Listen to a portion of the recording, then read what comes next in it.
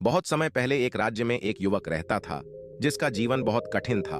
वह हर दिन काम की तलाश में बाहर जाता था, कुछ पैसे कमाता था और फिर घर आकर खाना बनाता था, खाना खाता था और सो जाता था। एक दिन काम की तलाश करने के बाद भी उसे कोई सफलता नहीं मिली। निराश होकर घर की ओर चल रहा था, तभी उसने पीछे से एक आवाज सुनी, क्या मुझे यहाँ कोई मजदूर मिल सकता है? उसने पीछे मुड़कर देखा, एक बूढ़ा आदमी 3 भरे हुए बैग के साथ वहां खड़ा था। युवक ने जवाब दिया, हाँ, मैं काम कर सकता हूं। बूढ़े ने कहा कि मुझे चाहिए। अगले गांव में जाने के लिए जो यहां से थोड़ा दूर है, मैं 2 बैग खुद ले जा सकता हूं, लेकिन तीसरा मेरे लिए बहुत भारी है। क्या आप इसे ले जा सकते हैं? मैं आपको इसके लिए 3 सोने के सिक्के दूंगा। युवक सहमत हो गया और एक बैग उठा लिया। जैसे ही उसे एहसास हुआ कि यह कितना भारी है और उसने कहा कि यह बैग बहुत भारी लग रहा है, बूढ़े व्यक्ति ने जवाब में फुसफुसाया, हाँ, ऐसा इसलिए है क्योंकि भारी बोझ के बावजूद इसमें कांसे के सिक्के हैं। युवक ने बैग उठाया और बूढ़े व्यक्ति के साथ चलना शुरू कर दिया। जब वे चल रहे थे तो उसने देखा कि बूढ़ा आदमी उस पर नजर रख रहा था। इससे युवक को लगा कि बूढ़ा शायद सोचता है कि मैं पीठ दिखाकर भाग जाऊंगा। हालांकि मैं बेईमानी या चोरी में विश्वास नहीं करता हूं, मैं विश्वासघात नहीं करने जा रहा हूं। कुछ सिक्कों पर उसका भरोसा, मुझे केवल अपनी मजदूरी उचित रूप से अर्जित करने में रुचि है। चलते समय एक रेवर आगे आया। युवा तुरंत नदी पार करने के लिए पानी में चले गए, लेकिन बूढ़े लोग नदी के किनारे खड़े रहे। बूढ़े आदमी ने कहा कि मैं बहुत बूढ़ा हूं, मैं प्रबंधन नहीं कर सकता इस नदी के माध्यम से 2 बैग ले जाने की। अगर मैं कोशिश करूं तो मैं नदी में डूब सकता हूं।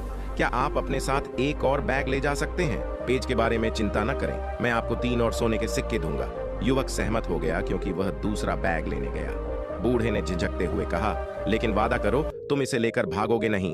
युवक ने पूछा कि मैं क्यों भागूंगा? बूढ़े ने जवाब दिया कि हम किस पर भरोसा करें, आजकल इस थैले में चांदी के सिक्के हैं। युवक ने जवाब दिया, क्या मैं ऐसा दिखता हूं? चोर या बेईमान व्यक्ति?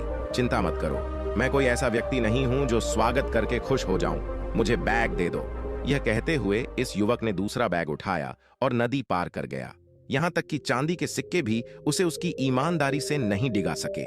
कुछ देर चलने के बाद उन्होंने एक पहाड़ी पर पहुंचा। युवक धीरे धीरे उस पर चढ़ने लगा, लेकिन बूढ़ा व्यक्ति पहाड़ी के नीचे ही रुक गया। यह देखकर युवक ने आवाज लगाई, आओ, तुम क्यों रुक गए?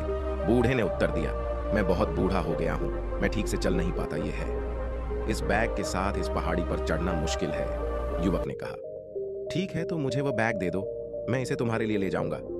बूढ़ा आदमी झिझकते हुए बोला, लेकिन इसमें सोने के सिक्के हैं, लेकिन अगर आप उन्हें लेकर भाग जाएंगे तो मैं एक बूढ़ा आदमी हूं, मैं आपका पीछा भी नहीं कर सकता। युवक ने अपनी आवाज थोड़ी ऊंची की और कहा, मैं आपको पहले ही बता चुका हूं कि मैं उस तरह का व्यक्ति नहीं हूं। मैं एक मजदूर के रूप में काम करता हूं क्योंकि मैं ईमानदारी को महत्व देता हूं। मैं एक साहूकार के यहाँ मुनीम था, उसने मुझ पर दबाव डाला, झूठे खाते बनाकर लोगों को धोखा देने के लिए, लेकिन मैंने मना कर दिया और मुझे अपनी नौकरी छोड़नी पड़ी। बूढ़े व्यक्ति को अभी भी संदेह था, लेकिन उसने जवाब दिया, मुझे नहीं पता कि आप सच कह रहे हैं या नहीं, वैसे भी आओ और सोने के सिक्कों का यह थैला भी ले जाओ। मैं अपनी गति से आपका पीछा करूंगा, आप आगे बढ़ सकते हैं और फिर मेरा इंतजार कर सकते हैं।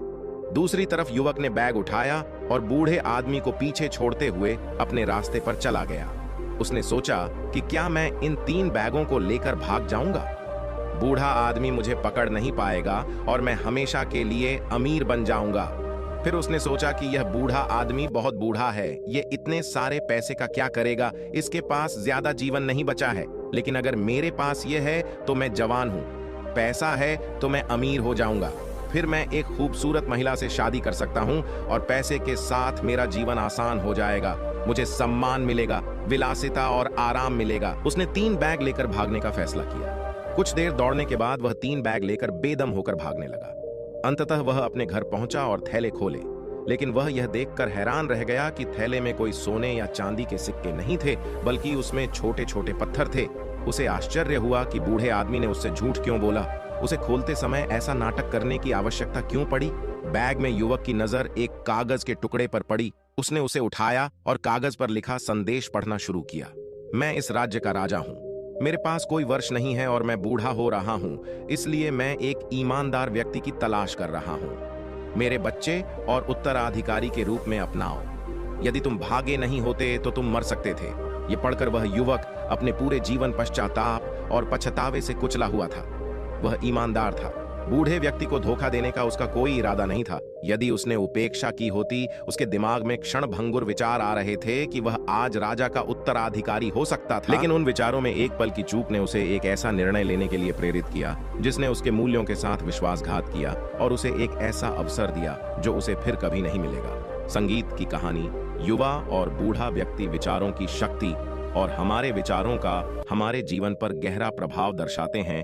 यह हमें स्पष्ट रूप से दिखाता है कि कैसे हमारे विचार हमारे भाग्य को आकार दे सकते हैं। इस कहानी में युवा व्यक्ति, जो एक ईमानदार व्यक्ति था, उसने हानिकारक विचारों को अपने दिमाग पर हावी होने दिया और उसने कुछ ऐसा किया जो उसके सिद्धांतों के विरुद्ध था। उसके मन में एक विचार आया कि यदि वह सारा धन लेकर भाग जाएगा तो बूढ़ा आदमी उसका पीछा नहीं कर पाएगा।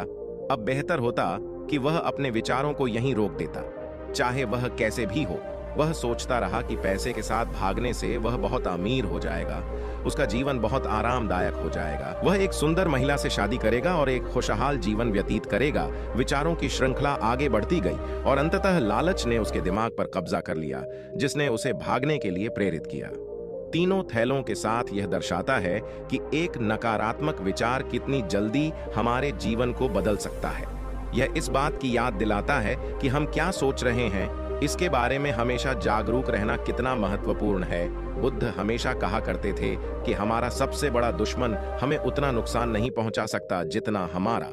बुद्ध के अनुसार अविवेकी विचार, प्रत्येक कार्य एक विचार से शुरू होता है।